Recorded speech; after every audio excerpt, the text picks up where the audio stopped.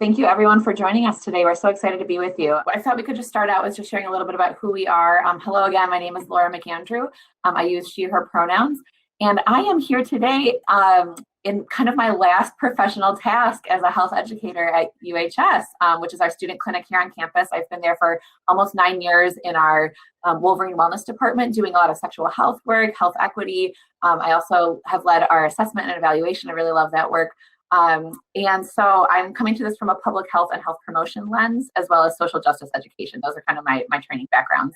But I'm actually just a few days off from starting a new position on Monday at the College of Engineering. So same email if you need anything, if you have any questions after this conference, please feel free to still reach out. But just wanted to make a note that our this work was done with Wolverine Wellness, and then I think Chidima can explain too. Chidima and I are both kind of toward the sunset of our affiliation with that particular department. But yeah, so that's where I'm at, and really happy to be here and share this work with you. So my name is Chidima Ozor-Comer, and I am a recent graduate of the University of Michigan School of Social Work. I decided to go back and get a more useful second master's, and that is how Laura and my paths crossed. Last academic year, so starting September 2019, my field placement was at Wolverine Wellness within University Health Services. And I was supposed to go abroad last summer as a global activities scholar and wasn't able to be in Melbourne, Australia. So I continued on for a third semester. And I decided to come back, in a manner of speaking, to participate with Laura again, because we were supposed to do this talk a year ago, when many of our lives changed significantly. I am the principal and founder of Chidima Ozor Consulting, where I provide anti-racist, anti-oppressive, diversity, equity, inclusion training, facilitation, consultation, providing resources and support for different organizations related to substance use disorder or treatment centers, as well as schools, churches, police departments, and other entities. And so I'm really thrilled to be here. I'm really glad that you all are here, and welcome. And we look forward to interacting with you the best we can throughout this program. And certainly, again, definitely drop any questions, comments, concerns in the chat, and we will do our best to respond to them. Absolutely. All right, well, so just a little overview of our time today. We'll be here until 2:45. We're first going to start with just some background context of what is college health equity. When we talk about this whole conference, I think that the whole conference rests upon this concept, but just kind of breaking down what we mean by that. And we have a little bit of quantitative background information to just add some information to that context. Next, we'll be presenting the meat of this project, talk about wellness, focus groups on race, ethnicity, and well-being at U of M. We have some practice recommendations that came out of that work, and we'll have hopefully a little bit of time for Q&A, but as Lizelle said earlier, please feel very welcome to throw questions in the chat throughout as they come to you. That's totally fine. I do want to give us a heads up that we're going to be talking about some painful content today. The focus groups really just asked students to describe where they were coming from. And so there are some experiences that we'll hear about, some narratives that we'll hear that are challenging and that discuss pain and difficulty on a PWI campus. PWI meaning predominantly white institution. So U of M is one of those. And so just wanted to kind of honor that reality that there's going to be maybe some feelings that come up for people while reviewing this content, and we're available to discuss if you have any questions going forward. So getting to sort of our background picture. So what do we mean when we say what is health equity in life, right? We're talking a lot about that this year and last year with COVID. What this means to me is the attainment of the highest level of health for all people.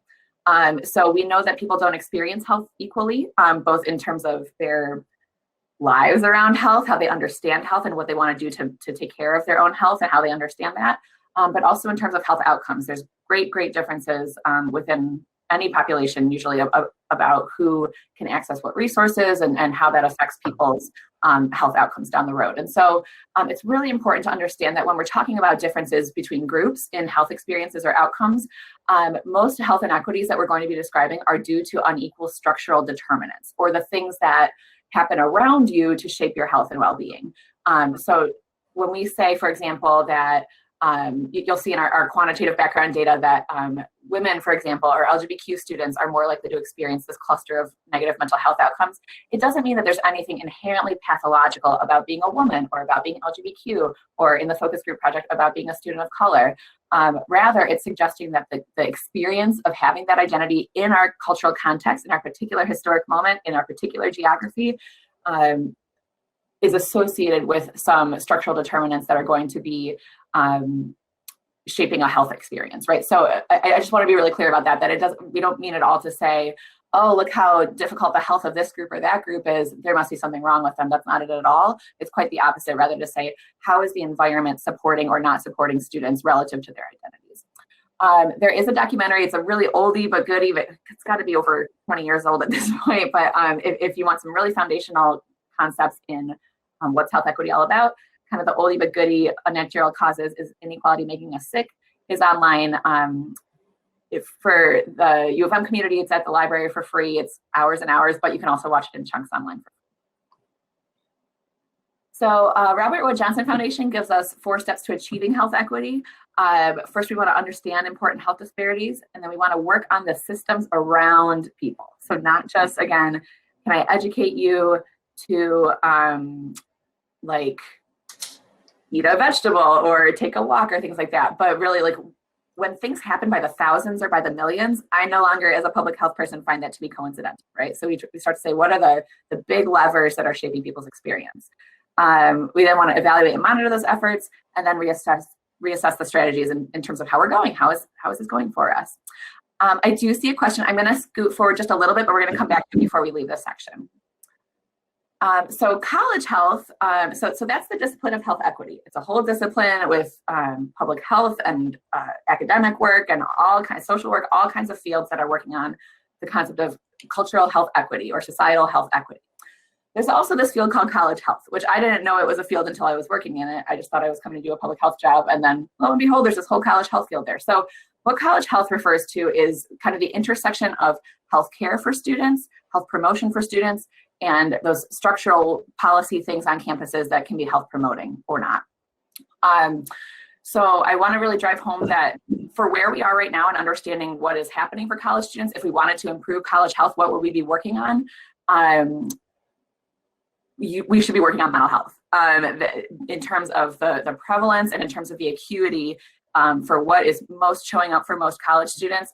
It's mental health, bar none. And so I just want to reinforce that importance and primacy, I think, of mental health when we're talking about supporting college health and well-being. That's the wrong way. All right, so we talked about 2 fields. We have this field of health equity, we have this field of college health. We need to smash them together because I can just share from my experience in college health that I think that there are some thought leaders and some really amazing work happening to support students other than white students at a PWI. However, it's nascent. And so what I'm hoping and suggesting that we can all do is kind of blend these fields together so that it's not just the attainment of the highest level of health for all people, but of all students when we're thinking about this collegiate or graduate experience in particular. The organization that I think I see leading this work is the Steve Fund. And so I would really encourage you to check out their website, toolkits, guidance. There's so much good stuff there. So I would really just want to plug them and point you toward them for resources on this. So I am going to go back, and I can feel my expertise waning real fast. Why continue to present data that is not addressing inherent differences between people? Yeah, that's a really great question. So the way that I present data from a public health standpoint is it's talking about current differences when you're looking at a snapshot of like, where are we? If we want to improve health, where do we start? What issues are happening for a population? We certainly want to understand, and we'll get to some data that reflects this in a bit, what's happening between people. But I come to this work from a LGBT kind of center, and I know when I was going through undergrad training, it's really complicated. It's a really complex, good thinker question. But I can just share that from the LGBT perspective. I think that there has been so much historic science that sought to make more permanent and more legitimate the idea that some people were better than other people. And so when you get to a more inclusive science where there's actually queer people doing the science and there's actually queer people asking the research questions, you start to really, a lot of those differences start to fall away. I know that the way that I was taught about race is that it's a social construct and that there's no gene that carries things like a racial identity. And so I think that that's just where we are right now in the field, in the science, is that we do want to know currently, where are we and what's happening for communities and what's happening for individuals, and what does that data about the snapshot tell us about what to do going forward. But in terms of the origins of those things, I just know that that's been really debunked on the planes that I am most expert in. And then there are a lot of other identity dimensions that I'm not expert in. So Chidima, I don't know if you have anything you want to add. I do, actually. So one of the things, so I hope it's Carlotta. So there are many structures, as I put inside the chat. And so we definitely want to stay within what we're discussing, because it's important for everyone that's on this call to hear and take in and grapple with the lived experiences of people that are sharing those and providing the emotional labor, putting in the emotional labor to provide those to us, and allow that to pierce our consciousness. And that's kind of how I put it when I'm talking to clients. The other thing, Laura made a great point. One thing that I'm very passionate about is Black maternal health. And so I want to be really clear. Laura probably agrees with the statement that I'm going to say, is that not everyone that has children identifies as a woman, number one. Number two, I don't believe in the gender binary. I don't think Laura does either. There are some folks that fall along the gender continuum, and there are some folks that don't fall anywhere on it. And so I want to honor everyone and be really clear about those 2 points. Now, going back to my point about maternal health, Black maternal health being really important to me, when we have controlled for, and there's tons of data. I'm a researcher before I even went back to get my second master's in social work, is that I don't say anything without receipts. They are there. Even if I don't source something, I know that I have data to fall back on. And so once we've controlled for things like socioeconomic status and education, right, and prenatal care, we still have a disparity. We still have an unexplained difference between health outcomes for Black mothers compared to white mothers, for example, and other mothers of different race ethnicities. And so I'm 3 times to 4 times more likely to pass away as a result of just wanting to have a child. So during childbirth, leading up to it, postpartum, than a white girl who just finished high school. So we need to let that sink in. I have a bachelor's and 2 masters, right? So it's not because of education. It's not because I'm not getting prenatal care. It's not because of my socioeconomic status. It is because of race, ethnicity. And so anything that derails us from that, I know that there are folks that's their area of expertise. I agree with Laura insofar as anything that's going to get us off of track of like really evaluating and looking at things. And so she looks at things from, I use she series pronouns as well. She looks at things from an LGBTQ plus standpoint. I look at things from a race ethnicity standpoint with a primary focus on Black people. And so with that said, you know, it is important for us, to your point of structures, like there are broken systems that were created on purpose for a purpose, and they are working really well, which is something that we will continue to explore as we get further into our slides. So hopefully that gives a little bit of background also. So that was a really great question. I'm glad we were able to touch on it, and we'll just kind of continue forward. Yeah. Thanks, Chidima. Yeah, I want to honor the complexity there, that I feel like I took whole semesters of classes about this discussion, and read whole books about it. Like it's a complex piece. So yeah, thank you for raising that. So hopefully this is clear in what I've just demonstrated to you, but I would just pose this question: why does college health need a health equity lens? And I'm going to assume that it's not there already as somebody coming from this field, at least on a wide scale. So let's look a little bit at this. This, which I know this is going to be a little bit small on your screen, but what you're seeing here is a graph showing students' average responses to the question, how would you rate your average overall health? Where 1 is excellent and 5 is poor. So the lower or the shorter the bar, the greater their reported health status. And I'll share a little bit about what we see here. So white students are the top bar with 2.4 as their mean perceived health score. Again, lower is better. Black students have a statistically significant difference of 2.66. So, and then you can kind of see from here, we have Hispanic or Latino, and then API, other, biracial or multiracial, and American Indian, Alaska Native or Native Hawaiian. So this is just here to show us that students describe their own health differently, that there's not one student health experience on a health campus. So if you're going to be looking at survey data as a practitioner or as a clinician trying to understand what are the features of this population, what is coming up for students that I'm going to have to be aware of or build skills in or be prepared to support them with, it's important for us to assume that there's going to be differences between students in their experience. There's not just one student experience we're tracking to. I also want to share the disaggregation in our data really, really matters. And it's not something I know in the health promotion field, we tend to be more, on average, not all of us, but on average, more qualitative. We're not statisticians, that's a whole field of wonderful people who we lean on. But I know for years, for me as a practitioner, this was pretty much the form in which I was receiving campus health information, was all aggregated together, just one lump describe the campus. And so what we see here is this question says, in the last 12 months, did you experience this issue, or was it very, and then you can say yes or no, and then was it very difficult or traumatic for you to handle in the last 12 months? So if you think of a trauma experience, there's lots of ripples for how that can shape your life, your health, and so we're trying to understand what are the different stressors that students are experiencing.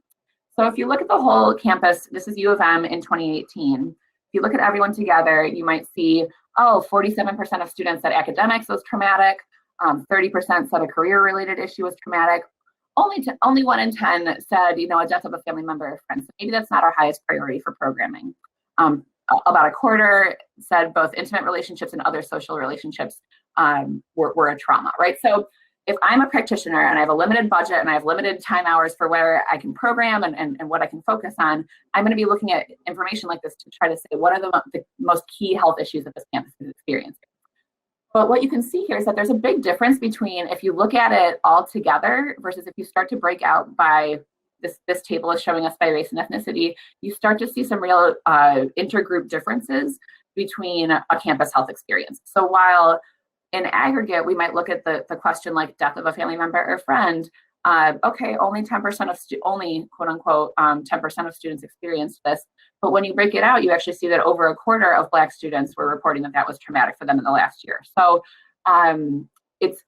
that's just one example in this table, but you can see throughout that the red boxes are where there's a kind of concern that's heightened, and the green is where there's kind of a curious less experience of that phenomenon. But all to say that I think that we have a lot of work to do as a field to better understand the nuances between campus populations, especially, think about these giant campuses, like we have tens of thousands of students.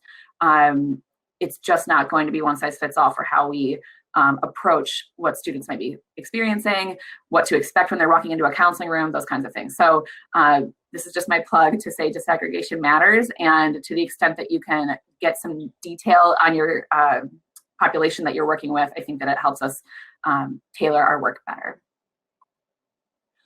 This is also from the National College Health Assessment. I'm sorry, I didn't give a lot of background about the National College Health Assessment. So that's a large survey. That's what the last two tables were from. The last two tables are from 2018. The next two slides are from 2020.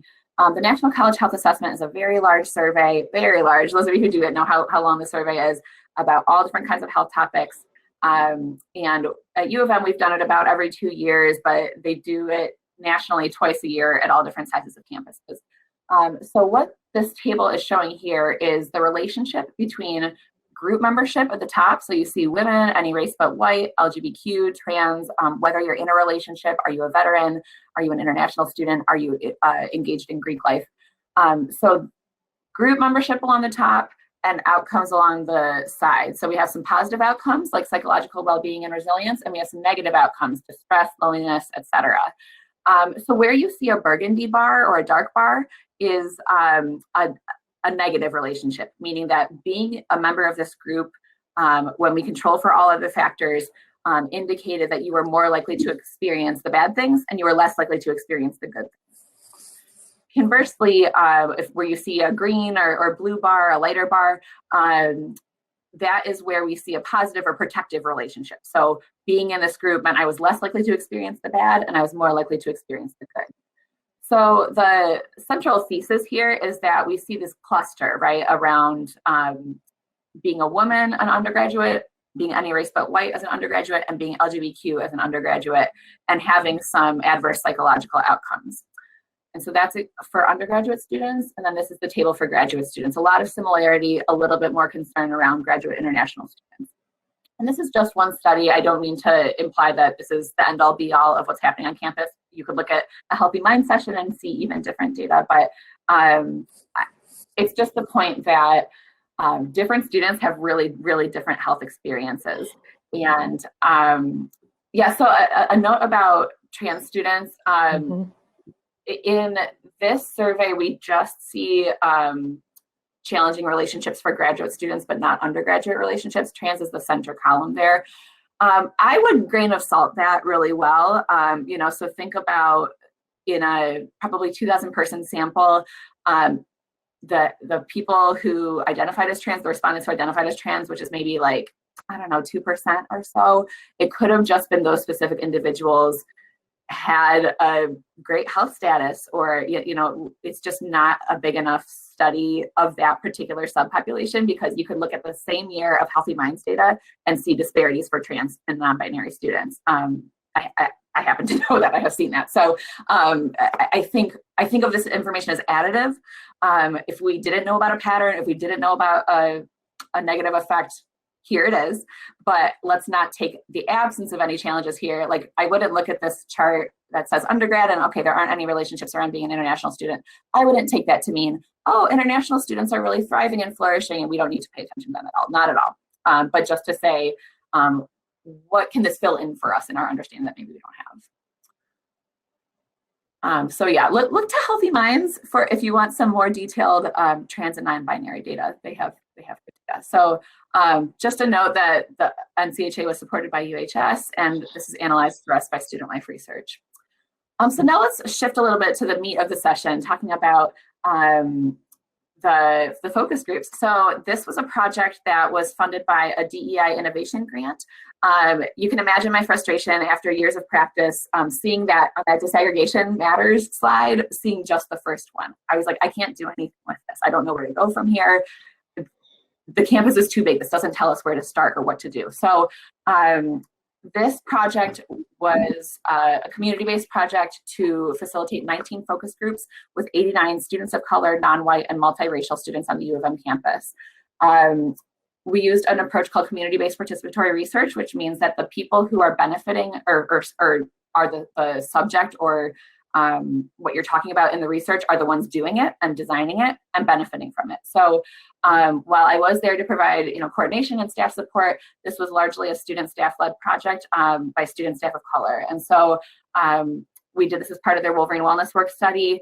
They helped us design the questions. The questions were really broad. We were basically asking what goes well for your well-being on campus, what challenges your well-being on campus. That was the meat of it. There was a little bit of nuance there, but and so it was just a conversation. Again, I wasn't in the room. There were no white individuals in the room or staff in the room. It was just student staff of color talking with other students of color.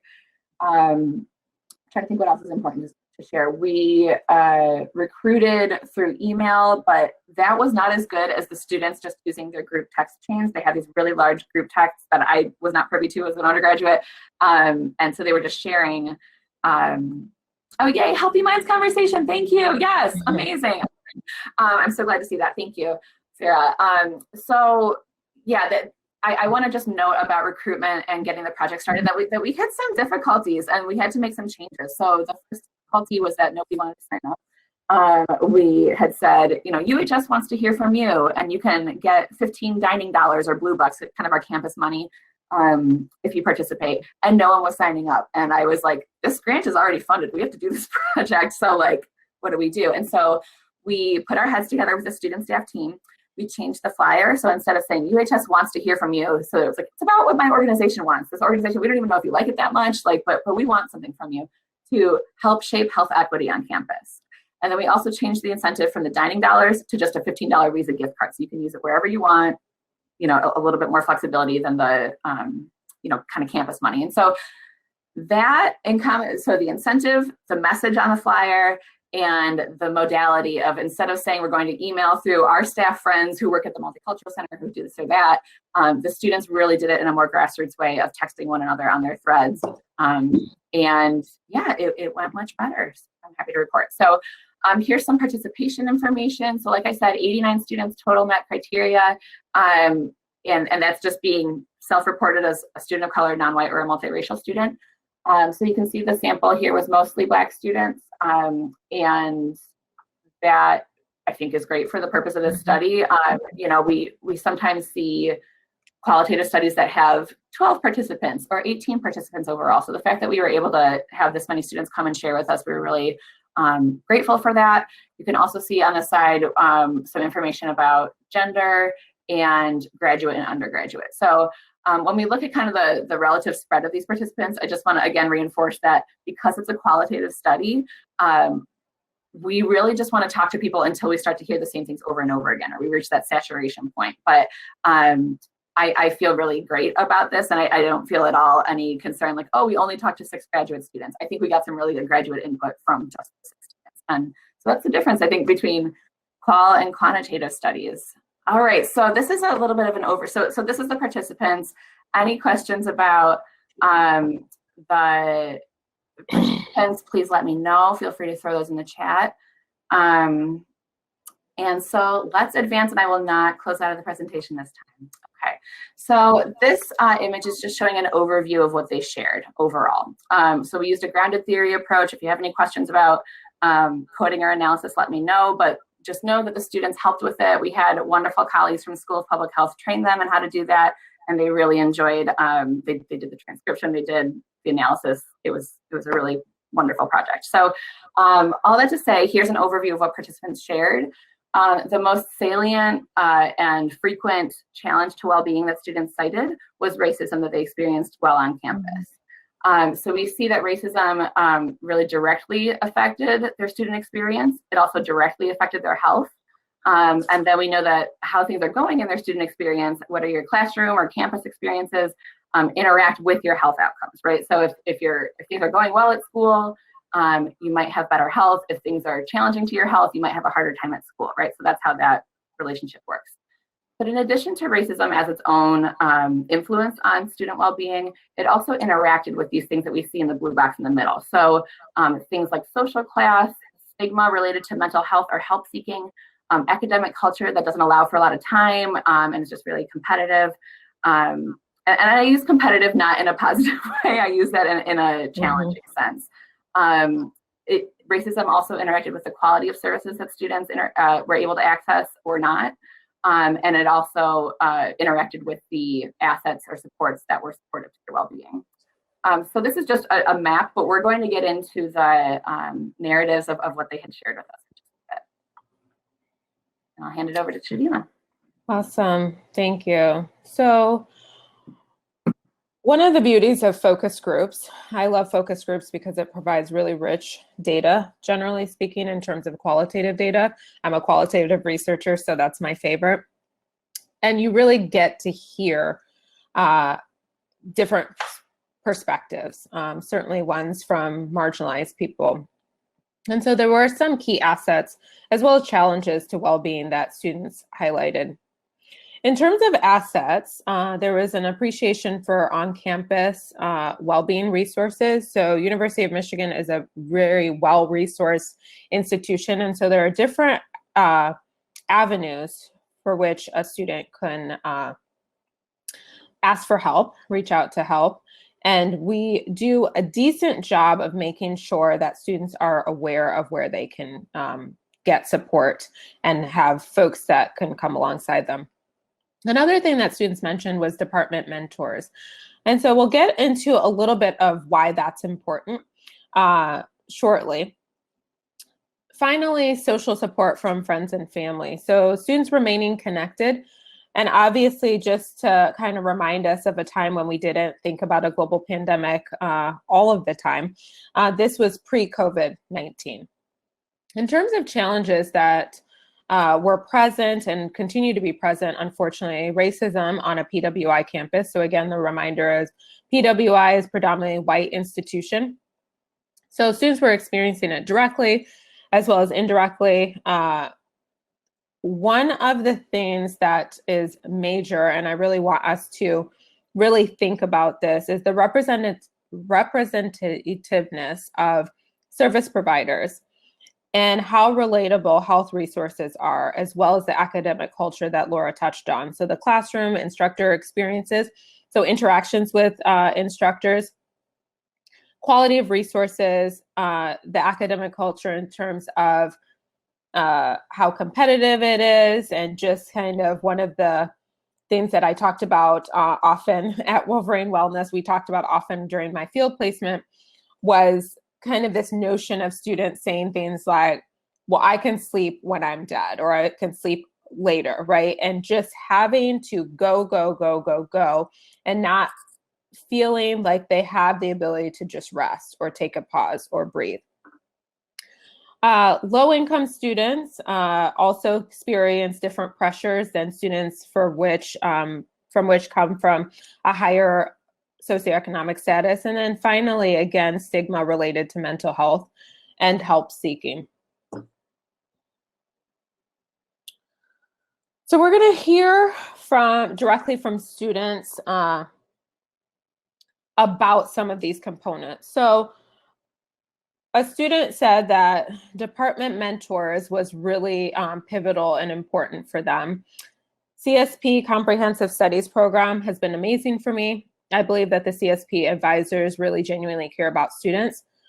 I also think that since it's centered around minority, low income, or first generation students, and some students fall in all three categories, that you're able to develop a closer bond with them. They are able to relate to you because they were in your shoes once, and you're able to discuss deeper issues unrelated to academics. So how are things actually going for you? And there is something really special in being able to talk to somebody that looks like you or has had a similar lived experience to you, which is why we oftentimes say representation matters. Moving on to campus racism and PWI culture.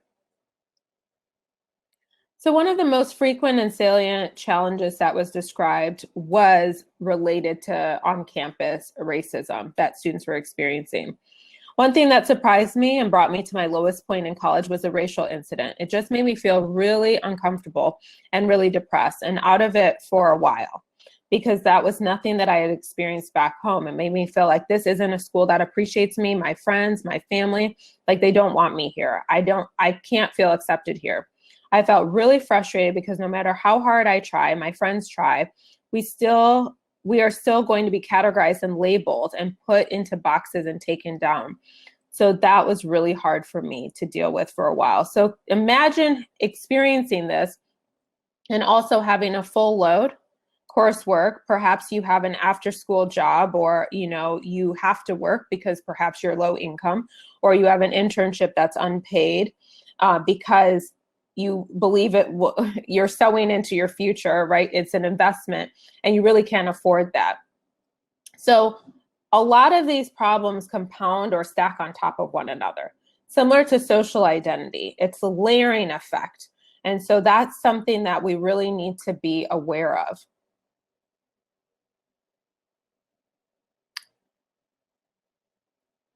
Having to go to class in the midst of rallies. So a lot of these students, so we're talking about 2018, 2020, We had recently had what I call a circus of an election cycle, independent of where you landed on that political spectrum. It was a tough time for this country. Yes, globally, certainly, definitely for the US. And so having to go to class in the midst of rallies, people that are coming to campus to speak about things that are damaging or harmful, and having to always play against that and always be aware of it is really hard. So a lot of these students are really bearing adult responsibilities. And yes, they are technically adults, and yet they don't have the lived experience that many of us do. And when you are a BIPOC student, your lived experience kind of has to ratchet up because of what you're experiencing. Provider trust. I think race and gender both play a huge impact on how much doctors will believe you and how much they will treat your concerns with legitimacy. And if you're spending time explaining something that is a cultural gem for you and the provider doesn't understand it, I mean, it goes back to my earlier point about Black maternal health. A lot of Black people and their pain is not considered legit, whereas white people's pain is. Data supports it, right? And so gaining that trust, if this is where I'm supposed to go and I don't trust the person I'm meeting with, where do I go then? And it also speaks to an earlier point that Laura brought up, was how it was challenging to get participants for the focus groups. Well, that speaks to, in this country, we don't really have a good trust with researchers, and that's something I grapple with as a researcher, is that a lot of times, I mean, radical racism is real. Tricking people to get what you want as a researcher is real. That has happened. It currently still happens. And so it's really important for us to consider all of these things together. All right, so another example or another, lived experience from a student. I don't think providers are aware or that they think they are racist, but it's very telling sometimes in their care and the questions they ask, just how they treat us. So I think that's something they should be open to having conversations about. I'm Black, and we were tested on. I just said this, right? So there's a strong mistrust between Black people and doctors. And now you are trying to treat me, and I'm supposed to trust you now. It's really hard. You have to work harder to establish that trust, and you have to kind of do your homework. And the underlying thing in this student's poignant statement is that the doctors are not the ones willing to do the work. So again, the onus falls on the student who is coming for help, right? They are coming for support. They are coming for resources. Provider representation.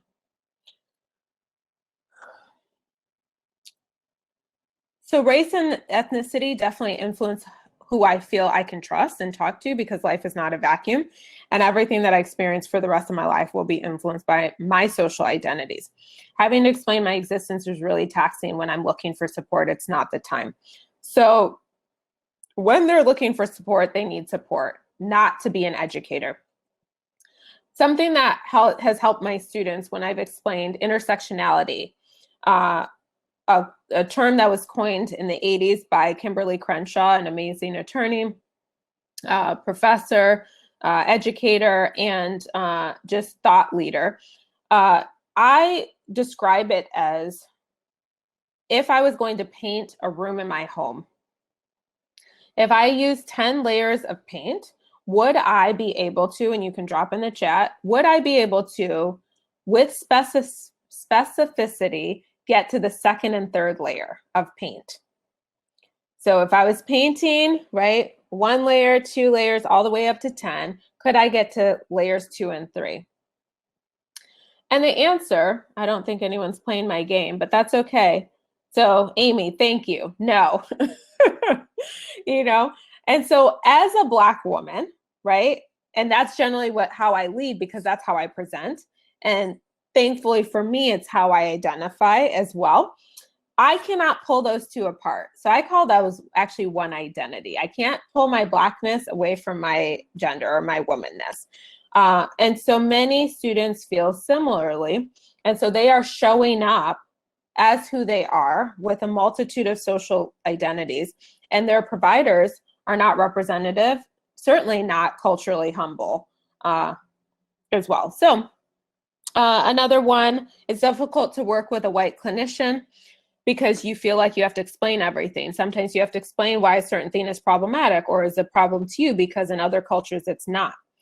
And we only have 40 minutes in a session. I can't spend 20 of the minutes explaining to you the culture of the cookout or why such and such was disrespectful. And so providers not being aware of cultures other than their own is actually really disrespectful. And that's been accepted in this country. And so I'm glad that students are calling things out so that we can be called in to do better for them because we really can't continue in this way. Another one about provider representation. There have been instances when I have sought out campus resources, but then I go to those campus resources and there's no one there that I can relate to and talk openly with, and it prevents me from going back there. So in a manner of speaking, someone is paying for these students' tuition and by extension fees that cover resources. So again, I used to say to my students, what does U of M stand for? And they looked at me and I said, it's not a trick question. And they said, University of Michigan. I said, yes. And it also stands for University of Money. And so we have at this campus, at the University of Michigan, it is well-resourced. And so students have access to things that smaller institutions, less resource institutions do not have. And so it's really sad that these resources are available and students don't feel comfortable utilizing them. Or sometimes they don't go at all, or they'll go and they're disappointed and not treated well and they don't return. Moving on to academic climate. So we only have a few more, and hopefully this has been helpful to you all to actually hear words by students. So it's not Laura and I just talking in conjecture. These are things that students actually wanted us to know.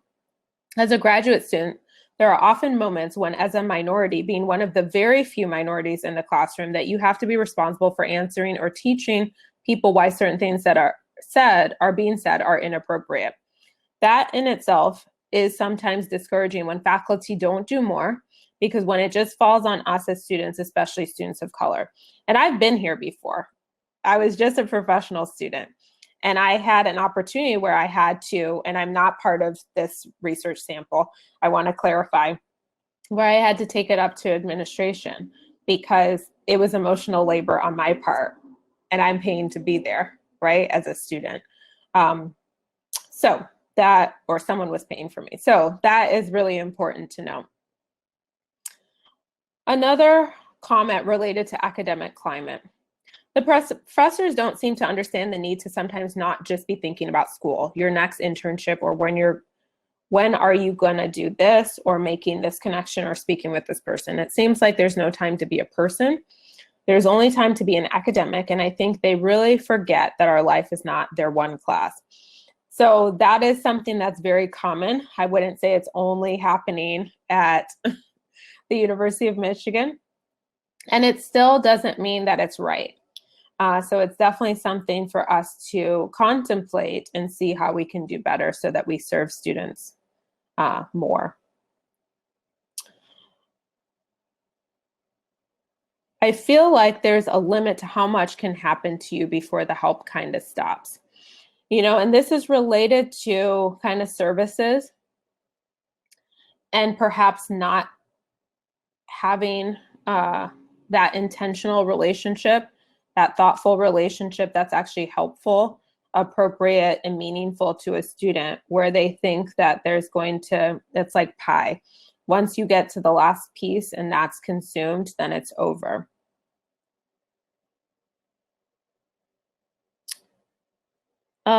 In the chat, you speak of emotional labor, and I think that is really valid, but my question is this: who should be doing that labor in terms of diversity, equity, inclusion at a PWI? So I will tell you as a consultant who I think should be doing the work.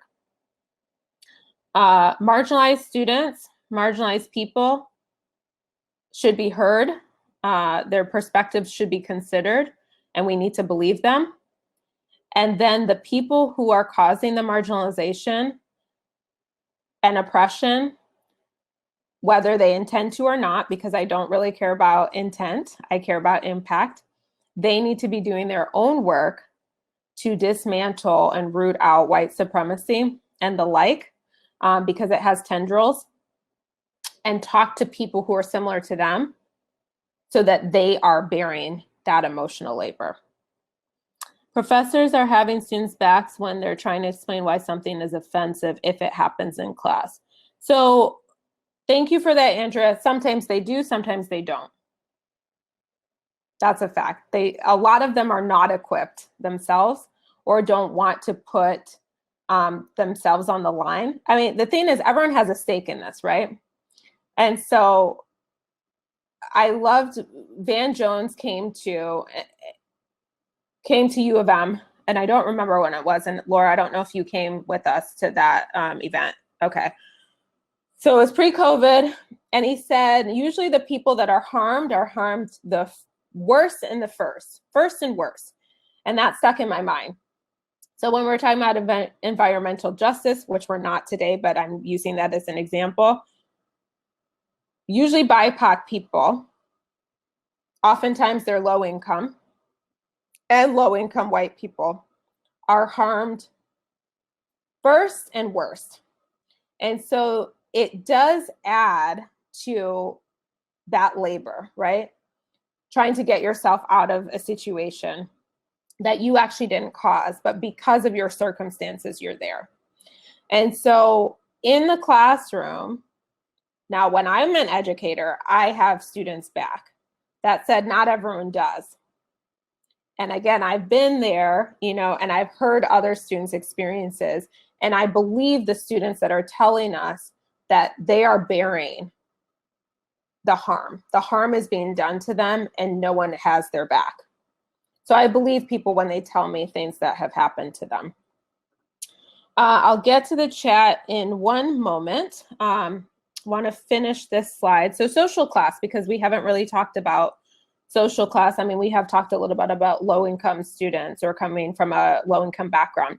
It's really unfair to privilege unpaid internships over something that is work. A lot of people travel just because they can afford to, but that is seen as time well spent. So it's unfair for me. I have a job somewhere that's maybe not in my field.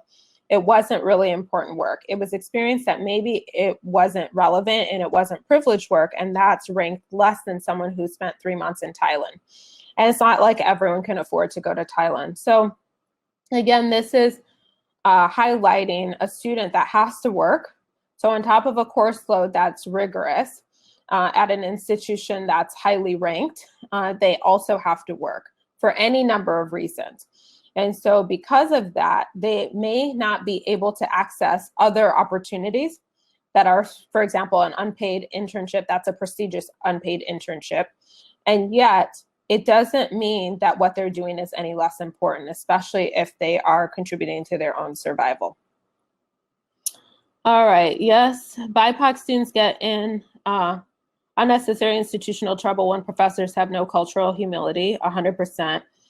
And Laura added the part that transformed our student engagement approaches, trying to minimize volunteer unpaid opportunities, absolutely, and asking the question, who has the privilege to participate?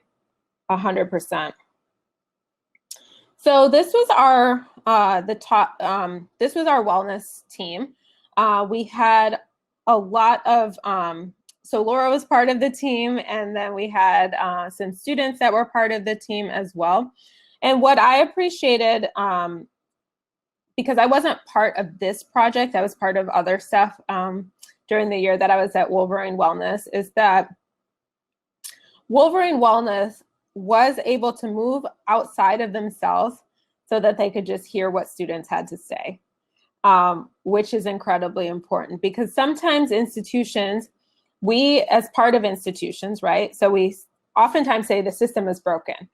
Well, we are part of the system. People comprise, like systems are comprised of people, right? And so it's very easy to say, well, the system is broken, and kind of put our hands up like we're not part of the problem. And that is something that Wolverine Wellness did not do, which I really, really appreciated. And then just a little bit about our funding. So it was funded by the University of Michigan DEI, so Diversity, Equity, Inclusion, Innovation Grant, and was supported by UHS Wolverine Wellness, which is really awesome to have funding. A lot of researchers don't have funding. They're scrambling for funding. And so to have it and be able to do something with it. And so the hope is not that we just did this, these focus groups and we got this information, we just sit on the data. The hope is that we actually make, from a systemic, institutional, structural level, changes. Carlotta brought some of it up, and other people in the chat have been talking about, like, how do we make changes? And so someone asked, so I have to shift my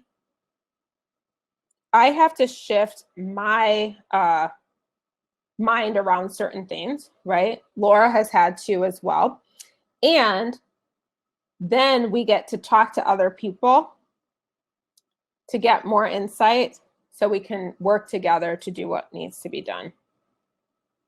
So we do have some recommendations. We're going to have to motor through these, but I think we can do it.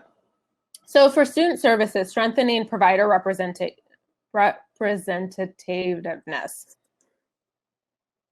and relevance. So looking at motivational interviewing skills, cultural humility, intercultural skill development, exploring unconscious bias and not stopping there, access, increasing access so students can get in to get services, and then publicity and outreach, which engages identity and stigma. I want to add a little note about the representativeness. So in addition to racism, this was one of the most frequent things that students talked about, was just that relatability, the trust. You saw some of those quotes. And so what this really comes down to is hiring.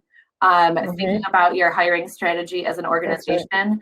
Some campuses will hire positions that say coordinator of services for students of color, or coordinator of services for Black students, or coordinator. So you could write a position that way. Or you could just look at your team and say, how well-rounded are we? And if we are not, then that needs to be a real priority in hiring. And if it's not panning out that way in the search, you fail the search. You start over. Right. Yeah. So don't just keep doing it and then be like, oh, why do students feel unsupported when we just keep doing it over and over again? You really have to be the change. That's right. And we have the ability to do it. All right, looking at the academic environment. So cultural humility, capacity building for U of M staff and faculty. Someone dropped in the chat that faculty sometimes has students back, and I push back sometimes, not all the time, and that can help. Enhance flexibility and support from faculty and staff to enhance students' health.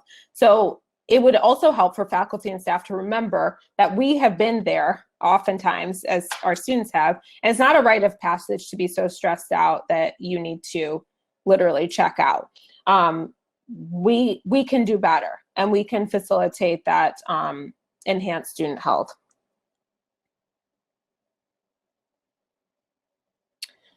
Next thing is looking at campus life. So food access on campus. Expanding DEI education efforts for everyone that's a stakeholder. So that's staff, faculty, and students. And then encouraging students to identify and utilize their unique support networks and encouraging that, right?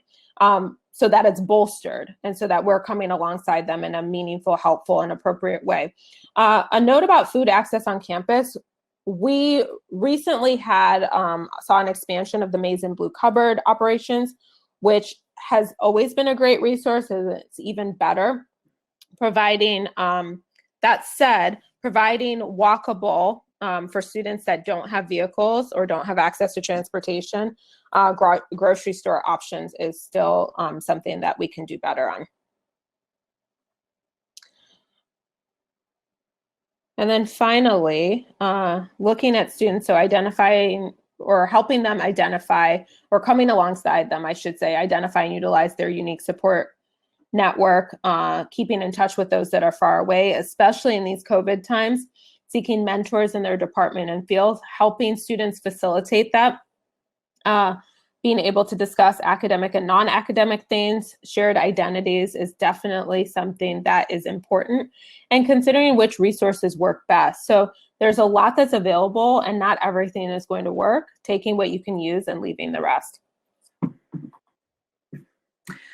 So some special considerations for COVID, just in our last couple moments here. Even before the pandemic, Black students were more than 2 times as likely as white students to report that the death of a family member was traumatic for them in the last 12 months. And as we all know that there have been health disparities around COVID, illness and death, that also means that there's going to be disparities around who is grieving and what kind of losses they're grieving. So did your family lose 0 people or 5 people? And that's going to be really different from family to family. So that's, I think, our large challenge as college health people is, what does culturally relevant grief support look like? Who can we partner with on campus who can help us understand what needs to be available, and how can we be supportive? We also know that the economic impacts of COVID, lost jobs, lost internships, lost research funding, those kinds of things are not equally distributed. And so just think of Chidima's invoking of that, who's hurt first and worst. That was true also on the economic plane. We know that there's historic context around vaccine mistrust. And so just making sure that students have a say in how rollouts happen, what kind of engagement or education needs to happen on campus involving students in that. And then just staying in touch with students too, because it's a dynamic situation. So making sure that we're never too far from their guidance on what needs to happen. I want to offer cultural humility as a framework for going forward for both practitioners, faculty. So you can read much more about this, but it's shifting from the idea of I want to learn about everybody to I'm going to reflect on myself and how I showed up in interactions, how my own cultural views were shaping how I showed up in the situation, and a desire to fix power imbalances where we shouldn't have any. We do have a health equity grant if you are a student org on campus, and we now have a grant live to support your projects, and this data will be soon on our website. But we'll leave it there. I see Lizelle has a session poll, so please go ahead and fill that out. And if you have any questions, you can stick them in the chat. I'll hang out for a bit, but also our emails are right there, and we really encourage you to reach out. The other thing, so we'll wait and see if there's anything that drops in the chat. So the thing that I was thinking about, so Jason brought up a topic or an example of collaboration and partnering with dining services to establish a food pantry on campus that includes fresh, whole foods. So as we start to gravitate, what I found is that people who are doing this work start to gravitate towards one another. As long as we remain rooted and grounded in humility, my personal tenets are empathy, compassion, and understanding. So I filter everything through those 3. And so as long as I remain there, I'm going to be connected. I believe that the divine brings us all together for different reasons. So I will connect with other people who are doing similar work.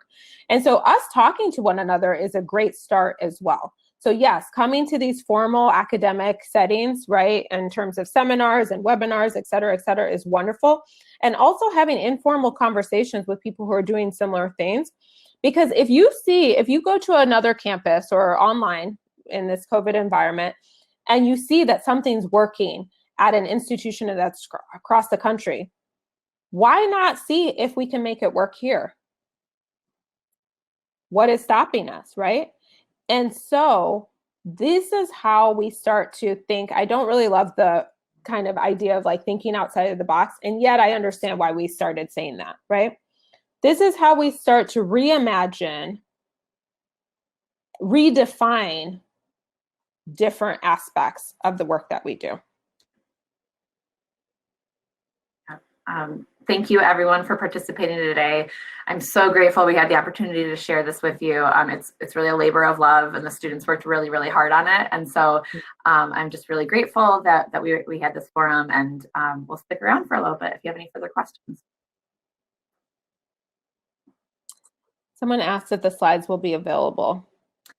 Yeah, that's a Lizelle question. I'll certainly share them, and then I'm curious if Lizelle can say if like that piece will be available in addition to the recording. Yes. So if you wanted to send your slides in addition to the recording, we can find a way to do that on the same platform. But as of right now, it's just recordings. That's what was approved or like just agreed upon with the speakers, that all the recordings would be available. But if you all are willing to share your slides too, we can find a way to add that link to your slides as well. Absolutely. You got it. Thank you. Thank you, Lizelle, and thank you. Yeah, thank you. Thank you both and everyone for joining us. Yeah. So it looks like folks are starting to trickle out. We still have a couple on, so I'll stay just in case we have any questions. But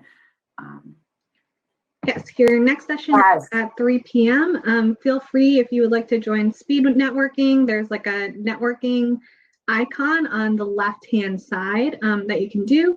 There's also the resource table available in the expo.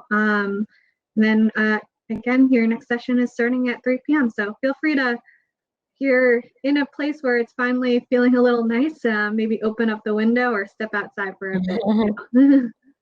Seriously. So Austin, that's a great question. Hopefully you're still here.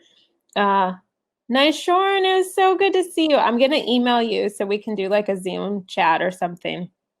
So I think your question, I think what you're asking is a Black student is working with a culturally humble white counselor, for example. Is that what you're asking? Could that address the student's concerns about not being understood? It may. I'm not going to hang my hat on it though, just because there's so many like previous traumas, generational traumas between Black and white people. And so it would be really, really harmful for a Black person to go to a white therapist, for example, or a white counselor and say, this is what I'm experiencing at work or at school, maybe with a professor, and it's racism. It's maybe covert racism and it's racism nonetheless. And the white therapist or counselor says something to the effect, which I know that they do. I'm a therapist, and say, well, what have you done to try to change this? Or what do you think is in your control, right? So that will likely, you know, I'm not the divine, that would likely get someone to never return to therapy or counseling or wouldn't want to seek any help anymore. And that would definitely cause greater harm to the student, for example. Do I think it's possible for interracial therapy to occur or counseling or therapeutic services? I do. I am not sure, like every situation would be different. You know, I don't want to cast a wide net and say in all situations this wouldn't occur. That said, this is the work I do, and I've not seen it work out well for a really long time, because a lot of the onus really needs to be on white practitioners and white people broadly. And oftentimes white people are not really that interested in doing the work to stop a system that's actually working for them. Yeah, so, Austin, I can add to that a little bit too. Thank you, Chidima. I can add that it's like yes and no for me. I think that being culturally humble, we'll go back to what this means. Mm-hmm. Being culturally humble means that if I had an interaction that was off, the student's already harmed, the student's already had a bad experience, but I learn as a practitioner what I need to do differently going forward. Yeah. So it's an incomplete tactic. It's one tactic that we have, but it does not stand alone to change this whole situation. And then another tactic that we have is provider identities and representativeness. And so I always like to say there is no substitute for representation. I can go to every racial justice training in the world and I am still racially white, right? Mm-hmm. And so that's, I think, where it becomes up to the patient or up to the client or student to have agency. Hopefully they have access to that in their environment about what kind of providers work best for them or who they prefer to see. And certainly if a person who's not white wants to talk with me, great, wonderful. But it's more saying cultural humility is one thing we need. Provider representativeness is another thing that we need.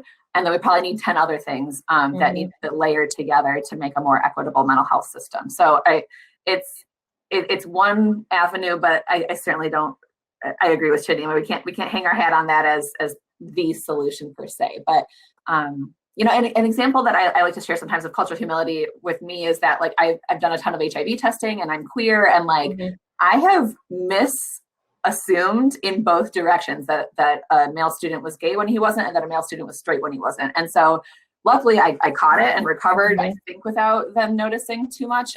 Maybe they just got like inordinate prep education that they didn't actually need. But, you know, after the fact, it was me saying, okay, my elder millennial gender norms are really rigid. And like, I have this really strict idea about how men in college dress. And like, I need to expand my mind about that, you know? So it's sometimes a service recovery tool that we have, or something that we do after the fact. And I still think it's really important because we have to learn from our experiences as we go. That's right. And I think that there's something to be said also for emergent care. So I remember during my field placement, I won't go into details, even though you all won't be able to guess what we're talking about. And a student needed help. And in my capacity as a wellness coach at the time, I knew the student. And so I wanted to remove myself from the situation so I could just remain a friend and not be a service provider. And so Laura was free out of the staff. And I just kind of gave Laura a heads up on kind of what I had just discussed with someone that I know. And to ask the student, is it okay if I discuss it with a staff member that's available? And the student said yes. And so I just connected the two of them. So if there are instances where there's an emergent situation, right, we're assessing for suicidality or anything else, homicide or any sort of sexual misconduct, that is certainly a different situation. It doesn't mean that harm cannot be caused, because I've seen that happen in my work, coming alongside sexual assault and or intimate partner violence survivors. As a volunteer. And so I've seen people do harm there too in a really vulnerable moment. And so we just really have to be careful. And one of the biggest components that I appreciate about cultural humility is like, how do I set aside my ego? How can I show up best in the present moment, coming alongside someone that is likely suffering, and have it not be about me, have it not be centered on me, And so there are people in the, mental health, they're mental health practitioners as well. And they get really offended when I say something like that, or Laura says something like that. And it's like, well, I think I can help everyone. Nobody said that you couldn't, but like, certainly this attitude is not going to help anyone, including yourself, And so, a lifelong commitment that sticks out to me, the self-evaluation and self-critique. So hopefully, Austin, that answered your question. Thank you for the question.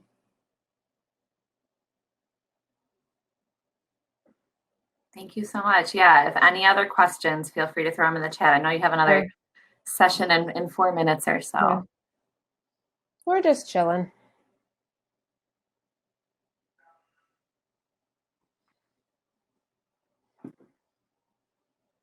Chidima, I'm bummed that this is like one of my last things to do in this job. I know. Isn't it wild? I can't believe you start on Monday. Start on Monday. It's so, I have to turn. Have you cleaned all your desk out and office? Everything's remote for now. Oh, so yeah, that's right. It's been. It'll be a lot of the same. A lot of just flow right over into the next thing. Okay, well, I might wrap it up there. Give them a chance to, get a glass of water, do whatever they need to do for the next session. But again, our emails are here. Lizelle can also find us.